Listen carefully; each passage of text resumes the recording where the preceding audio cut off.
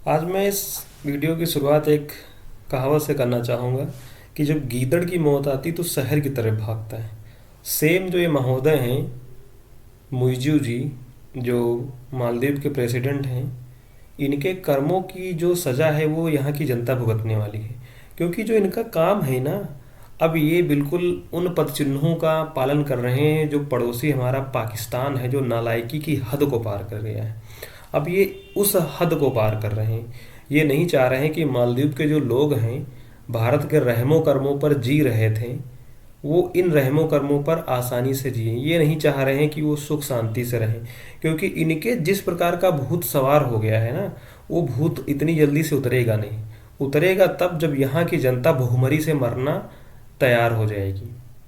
क्योंकि जो लोगों को जिस प्रकार से यह इंसान बहका रहा है, जिस प्रकार से इंडिया आउट कैंपेन चलाया अपने चुनाव के दौरान, ये भूल गया कि ये वही देश है जिसने इस देश को बचाया आर्मी की सत्ता से, अन्य देशों के प्रभाव से, जहाँ ये फल फूल करके इतने मोटे चौड़े हो गए। साथियों, आज हम डिस्कस करने वाले हैं कि भारत के वो क्या एहसान इनके ऊपर हैं और उन एहसानों के बदले ये किस प्रकार के स्टेप उठा रहे हैं। चले आगे देखते हैं। देख सकते हैं इनकी वार्निंग क्या दी गई है। ओपन वार्निंग देने का प्रयास कर रहे हैं कि हम भारत को एक टाइम दे रहे हैं कि 15 मार्च तक आप अपनी आर्मी को हटा लीजिए। ये एक किसी जियोपॉलिटिकल माध्यम से कहते तब तो ठीक है। इनका कहने का मतलब ये है कि एक ओपन वार्निंग दे रहे हैं। खुद का बयान है एक मीडिया के माध्यम से, या इस तरीके से कोई इनडायरेक्ट बात पहुंचाने का प्रयास किया जाए, लेकिन नहीं, ये डायरेक्ट इस प्रकार की वार्निंग बात कर रहे हैं। एक धमकी भर एक संदेश देना चाह रहे हैं, क्योंकि इनके ऊपर भूत ये सवार हो गया है कि इनका जो बाप बन गया है नया भी रिसेंटली चाइना, उसके दम पे शायद कूद रहे हों या किसी अन्य माध्यम से कूद रहे हों, उसके दम पे बोल रहे हैं। ठीक है, जो कि भारत को जो इंडिकेशन दे रहे हैं कि आप 15 मार्च तक अपनी आर्मी हटा लीजिए यहाँ पर, ये ऐसा लग रहा है कि इनके किसी ने पीछे से लगा दिया है कुछ, तो ये बोल रहे हैं कि इनके किसी चीज़ की दर्द हो रही तो इनको बोलना पड़ रहा है। ठीक है, देख सकते हैं हम साथियों।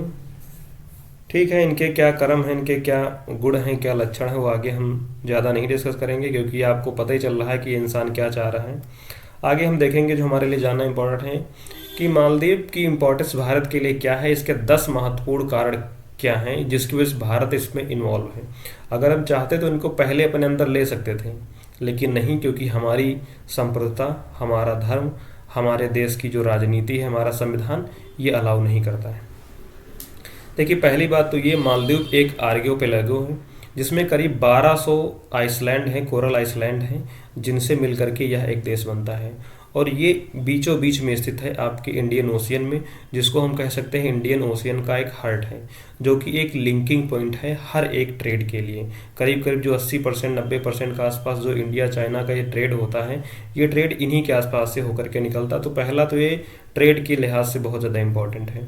दूसरा, भारत के लिए कंसर्न ये है क्योंकि चाइना का जो यहाँ पर है बहुत ज़्यादा इन्वॉल्वमेंट हो गई है, क्योंकि चाइना अपनी अब नेवल शिप से यहाँ भेजना स्टार्ट कर दिया है, इनके यहाँ डॉक करने का प्लान बना रहा है, और इनके यहाँ कर्ज दे करके इनके जो पोर्ट्स हैं और इनके जो आइसलैंड्स हैं उनको अपने अंडर लेने का प्रयास कर रहा है, जो हमारे लिए एक चिंता का विषय है। क्योंकि हमारा पड़ोसी कोई चाइना के साथ इन्वॉल्व होता तो हमारी सिक्योरिटी के लिए थ्रेट हो जाता है। जैसे कि चाइना में आप देख सकते हो, उनका हम्बन टोटा पोर्ट वो ले लिया, तो उसके आए दिन कोई ना कोई स्पाइस शिप या कोई सबमरीन डॉक की हुआ करती है, जो हमारी सिक्योरिटी के लिए, हमारी भारत की अखंडता के लिए एक चिंता का विषय है। तीसरा पॉइंट डिस्कस करेंगे कि नेट सिक्योरिटी प्रोवाइडर, क्योंकि जो साउथ एशिया के बात करें तो वहाँ पर एक नेट सिक्योरिटी प्रोवाइडर के मामले में थे, अगर चाहते तो ये चाइना वगैरह की इन्वॉल्वमेंट नहीं आती। India needs to cooperate with Maldives in security and defence sector. इनकी क्या चाहता था, कोऑपरेशन की, आप मेरा सहयोग करें जिससे हम आपकी सिक्योरिटी और डिफेंस सेक्टर में आपकी मदद कर सकते हैं। हम ये नहीं चाह रहे हैं कि हम आपके ऊपर कोई चीज़ थोपें। पहली बात तो ये। चौथा पॉइंट हम डिस्कस करेंगे कि चाइना की massive economic present in Maldives, कि मालदीव इनके अंदर थोपता चला जा रहा है। इसके पहले की जो सरकार थी, अमीन करके अब्दुल्ला करके कोई थे, वो इंडिया प्रो इंडिया थे, तो उनकी जो थे, भारत ने उनकी काफ़ी मदद किया, तो इनके ऊपर चाइना का कर्ज था उसको मिटाया, वरना आज ये जीडीपी से ज़्यादा इनके ऊपर कर्ज हो जाता, चुकाना मुश्किल हो जाता। ठीक है, with the countries now set ओ 70% of external aid of to China, यानी कि जो 70% का इनके ऊपर कर्ज है या ऐड है वो सिर्फ किसकी है? चाइना की। आपको तो पता ही है चाइना किस शर्त पर अपने ब्याज देता है, इसके बारे में कोई ओपन ना कोई डॉक्यूमेंट है, ना कोई बताता है ना लिखाता है। ये डूबने के कगार पा गए हैं, क्योंकि जिस प्रकार से ये समुद्र में डूब रहे हैं ना, इस प्रकार से चाइना के प्रभाव में और डूबेंगे। दूसरा क्या है? लार्ज सेक्शन ऑफ पॉपुलेशन, इनकी पॉपुलेशन बढ़ती है क्योंकि मुस्लिम कंट्री है, स्वाभाविक है बढ़ेगी, क्योंकि वहाँ समझ रहे हैं ना आप, इशारा काफ़ी है। तो इंडिया इनकी मदद करता है कि भाई चलो आप बढ़ रही पॉपुलेशन, आपको जब ज़मीनी ज़रूरत है, बिल्डिंग की ज़रूरत है, इंफ्रास्ट्रक्चर ज़रूरत है, हम आपकी मदद करेंगे, हम आपको टेक्नोलॉजी देंगे, मजदूर अपने देंगे, इंजीनियर्स देंगे, सारी मदद आपकी करेंगे। मालदीव की दूसरी चीज़, सार्क में कोऑपरेशन बढ़ाई कि आपको हम हर प्रकार से मदद करेंगे। और दूसरी चीज़, यहाँ पर जो रेडिकलाइजेशन बढ़ रहा है धीरे धीरे करके, यहाँ पर जो सांप्रदायिकता बढ़ती चली जा रही, लोगों के अंदर एक एंटी रिलीजन सेंटीमेंट बढ़ जा रहा है, उसको काउंटर करने में मदद करेगा। इंडिया मालदीव सोच रहा था इनके साथ जो इथनिक, लिंग्विस्टिक, कल्चरल, जो रिलीजियस एंड कॉमर्शियल लिंक है, इनको हम बढ़ाएंगे कि भाई तुम्हारे यहाँ जिस प्रकार से कल्चर है उसको हम प्रमोट करने का प्रयास करेंगे, लोगों के अंदर रेडिकलाइजेशन को कम करेंगे। क्योंकि ये जो रेडिकलाइजेशन का सिस्टम है ये पाकिस्तान के पद चिन्हों पे चल रहे हैं, वो उसी के हाथ के आधार पर चल रहे हैं। ये चाह रहे हैं कि हम हाथ में कटोरा लेकर के भीख मांगे। अगर आप चाह रहे हैं तो ज़रूर मांगेंगे। और करीब करीब 25,000 इंडियन जो नेशनल्स हैं मालदीव में रहते हैं। सेकेंड लार्जेस्ट कम्युनिटी इंडिया की है। और Indian tourist also accounts 6% of tourist Maldives receives every year.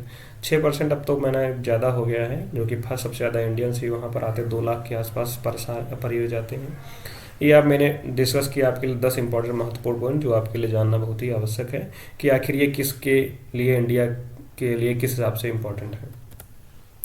देखेंगे कि मालदीव ऐसा क्यों चाह रहा। देखिए, पहली बात तो मैं कुछ इसके एस्पेक्ट डिस्कस करूँगा कि जो मालदीव है इसकी लगभग 5 लाख के जो आसपास जो पीपल्स हैं उनकी इंडिया मदद करता है। खाने के मामले में हो, ठीक, या रहने के मामले में हो, किसी प्रकार की भी चीज़ हो तो उनकी हम मदद करते हैं कि भाई आपको खाना पानी कोई भी चाहिए, मेडिसिन चाहिए, ह्यूमैनिटेरियन असिस्टेंस चाहिए, सब में मदद करते हैं। पहला पॉइंट ये।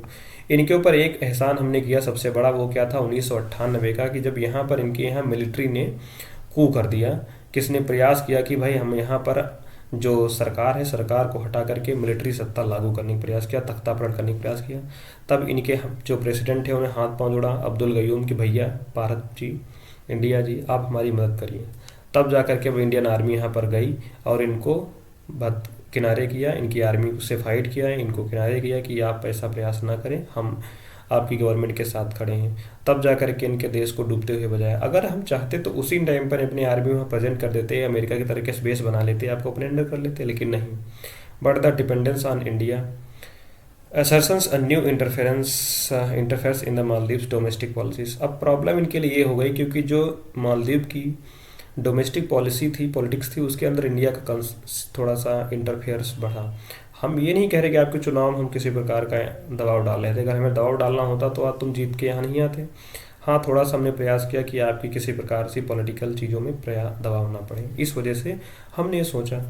अब जो मुइजू थे महाराज, इनके भूत सवार था इंडिया आउट कैंपेन के, इन्होंने चलाया कि भारत को बाहर निकालेंगे, ये धीरे धीरे हमारे इंटरनल मैटर में प्रभाव डाल रहा है, ये हमारी कंट्री की सोवरिटी के लिए खतरा है। अगर ये आदमी, हम इंडिया को अपने यहाँ ज़्यादा इन्वॉल्व देंगे तो इसके ट्रूप्स आएंगे, ये हमारी सॉइल को, जो मालदीव की ज़मीन है, इसको कब्जा लेंगे, हमारे देश की खतरा है। फलाने 20 टाइप के इन्होंने नौटंकीबाजी कर करके वहाँ की जनता को भड़काया और अंत में चुनाव जीता। और COP28 जो यूनाइटेड अरब अमीरात में था, वहाँ पर मालदीव के जो प्रेसिडेंट थे मुइजू, उनसे और हमारे PM मोदी जी, इनके बीच में वार्तालाप भी हुई, लेकिन फिर भी कुछ आउटकम अच्छा नहीं आया। आगे हम सीखेंगे कि चाइना की किस प्रकार से इन्वॉल्वमेंट बढ़ती हुई चली जा रही है, क्योंकि चाइना की इन्वॉल्वमेंट ना हमारे लिए ज़्यादा अच्छी है ना इनके लिए। ठीक है, अगर हम बात करें चाइना की इतनी इन्वॉल्वमेंट क्यों है, क्योंकि चाइना का जो करीब करीब 80% जो ऑयल इंपोर्ट है ये इसी के आसपास से होकर जाता है। तो चाइना यही प्रयास करता है कि हम इस चीज़ को कंट्रोल करें और हमारे लिए बेहतर हो, ताकि हम अन्य प्रकार के दबाव बना सकें। चाइना ये चाह रहा है कि इंडियन आर्मी को हटा करके हम अपनी आर्मी को प्रेजेंस करें, लेकिन ऐसा बताया नहीं गया है। लेकिन जिस प्रकार से स्टेप्स आए जा रहे हैं, कोऑपरेशन ये चाइना के साथ बढ़ा रहे हैं, वो ऐसा लग रहा है कि ये चाह रहे हैं कि चाइनीज़ आर्मी यहाँ पर आए। और जो मालदीव है वो करीब करीब 1.5 बिलियन का लोन जो है चाइना का चाह रहा है इसमें वर्तमान में, जो 20% इनके टोटल कर्ज का है, जो वर्ल्ड बैंक का डाटा बता रहा है। बाकी और क्या है वो तो यही जाने। और अभी जो जा कर के डील किया इसके बाद देखो क्या होता है। तो ये सारे कंसर्न हमारे लिए हैं। और चाइना की क्या इंपॉर्टेंस है। कितने भारतीय सैनिक हैं, करीब करीब 60 से 70 यानी कि 77 के आसपास इंडियन आर्मी के पर्सनल स्टेशन पे, बहुत ज़्यादा नहीं। वो 12 मेडिकल स्टाफ हैं जो कि वहाँ के मेडिकल के लिए, जो इन्हीं के काम आते हैं, कभी कोई प्रॉब्लम होती है तो मदद करने के लिए जाते हैं। और डॉर्नियर हेलीकॉप्टर वगैरह एयरक्राफ्ट एक है यहाँ पर, बहुत कुछ ज़्यादा है नहीं। मेल 2 हेलीकॉप्टर यानी कि 2 हेलीकॉप्टर यहाँ पर स्टेशन किए गए हैं जो कि इनकी मदद के काम आते हैं। और एक डॉर्नियर एयरक्राफ्ट है जो कि इनके सर्विलांस के लिए, रेस्क्यू के लिए और मेडिकल इवैक्यूएशन के लिए काम आता है। और जो हेलीकॉप्टर है, ठीक इसका भी इसी सेम चीज़ों में यूज़ किया जाता है कि किस प्रकार से हम चीज़ों को मदद करेंगे। और एक जो हेलीकॉप्टर है मोहम्मद नशीद व प्रेसिडेंट ऑफ आइसलैंड, तो उनको दिया गया आपकी मदद के लिए, भाई आप यूज़ करो, हम आपको दे रहे हैं। कितनी मदद करें हम, फिर भी कोई एहसानमंद है, ये इंसान नहीं है। तो साथियों, जो मेन पॉइंट थे हमने इस वीडियो में डिस्कस किया है। बाकी इसके ऊपर किस प्रकार का भूत सवार है ये खुद ही जानिए। बर्बादी के जो लक्षण हैं दिखाई पड़ रहे हैं सीधे। आज मैं थोड़ा सा अपसेट हुई इस आदमी की 1-2 बातें सुन करके, जो ये स्टेप उठा रहा कि मैं वार्निंग दे रहा हूँ, धमकी दे रहा हूँ, कैसी आदत इसकी है, क्या चाह रहा है।